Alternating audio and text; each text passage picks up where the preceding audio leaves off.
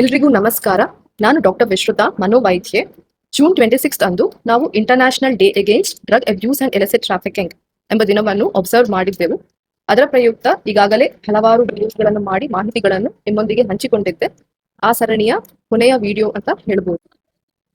ಮಾದಕ ವಸ್ತುವಿನ ಬಳಕೆಯನ್ನು ಯಾಕೆ ತಡೆಗಟ್ಟಬೇಕು ಅಂತ ಹೇಳಿಕೆ ಇಷ್ಟಪಡ್ತೇನೆ. ಮೊದಲನೆಯದಾಗಿ, ಮಾದಕ ವಸ್ತುವಿನ ಬಳಕೆಯಿಂದಾಗಿ ದೈಹಿಕ ಆರೋಗ್ಯ ಸಮಸ್ಯೆ ಉಂಟಾಗಬಹುದು, ಮಾನಸಿಕ ಆರೋಗ್ಯ ಸಮಸ್ಯೆ ಉಂಟಾಗಬಹುದು, ಕುಟುಂಬದಲ್ಲಿ ಕಲಹ ಉಂಟಾಗಬಹುದು, ಡೊಮೆಸ್ಟಿಕ್ ವೈಲೆನ್ಸ್ಗಳು ನಡೆಯಬಹುದು, ರೋಡ್ ಟ್ರಾಫಿಕ್ ಆಕ್ಸಿಡೆಂಟ್ಸ್ಗಳು ಆಗಬಹುದು ಮತ್ತು ಲಾಸ್ ಆಫ್ ಪ್ರೊಡಕ್ಟಿವಿಟಿ ಉಂಟಾಗಬಹುದು.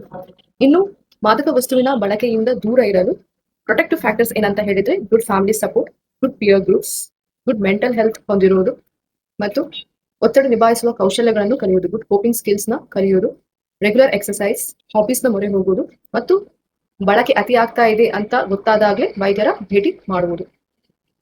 ಇನ್ನು ಯಾವಾಗ ನೀವು ವೈದ್ಯರನ್ನು ಭೇಟಿ ಮಾಡಬೇಕು?